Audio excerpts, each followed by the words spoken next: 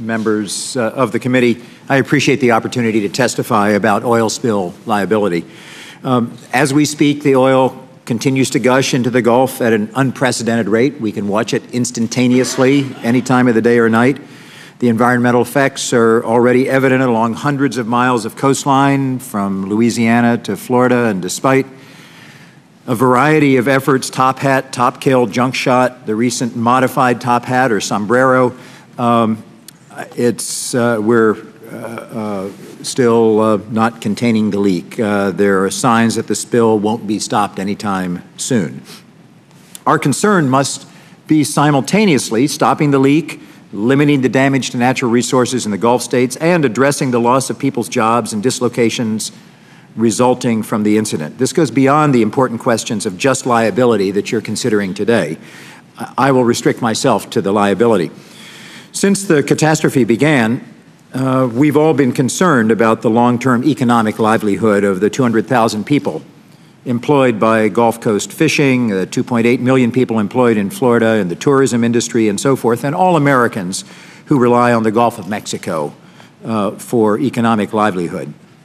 BP should be liable for every last cent of the natural resource and economic damage it caused. Not the small business owner, not the restaurateur, not the vacation home renter, not the fisherman, not the American taxpayer. Revisiting the liability issue is long overdue. As the chairman said, it's been 2 decades since the Oil Pollution Act was enacted in response to the Exxon Valdez spill. Under this act, oil companies are required to cover the full cost of, quote, removal. However, the law set a $75 million cap for liability for other losses, such as economic losses and the cost of providing extra public services for the response. For a catastrophe of the magnitude that we see now, $75 million is laughable. Initially, BP said it would cover, quote, all necessary and appropriate cleanup costs, end quote. More recently, it said it would pay for all legitimate claims, including those above $75 million. If you look at the last decade of BP's operations in the U.S., you see a decade of BP's management repeatedly disregarding safety and environmental rules in ways that are deadly and dangerous. The current spill in the Gulf, the explosion at the Texas City refinery in 2005 that resulted in the deaths of 15 people and injuries to more than 150. The 4 explosions along the Alaska pipeline due to corrosion in 2008 and 2009, the 200,000-gallon spill in Prudhoe Bay pipeline in 2006, the falsification of compliance reports in the Carson refinery in California over a period of years.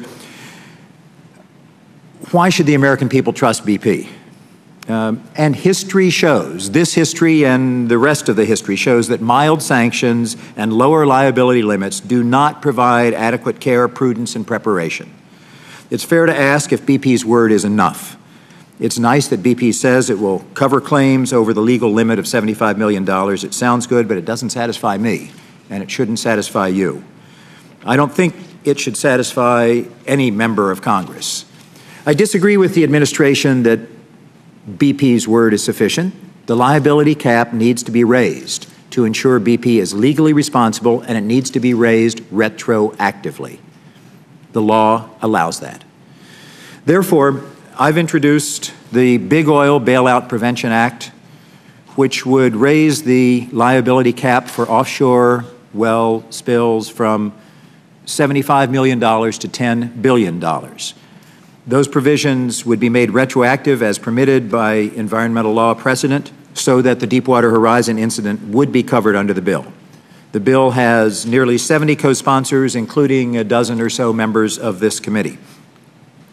I'm glad that the Transportation and Infrastructure Committee is holding this hearing today, and I'm sure that other members and witnesses who are testifying today will help us figure out what is the proper level of liability. If $10 billion is too low, then we should set it at a level that will ensure that those responsible are fully liable and the people affected do not have to spend the rest of their lives fighting with BP and other companies in court. Limits should be set not by the size of the company, for example, so as not to disadvantage smaller companies. Rather, limits should be set by the possible expense of harm, injury, and damage. The Deepwater Horizon is the most catastrophic spill that we've experienced. In a fair and just world, companies like BP, which made over $16.9 billion last year, should pay for every cent of the mess it made, not taxpayers. Our bill is clear. The buck stops with the oil companies. It shouldn't spill over to taxpayers.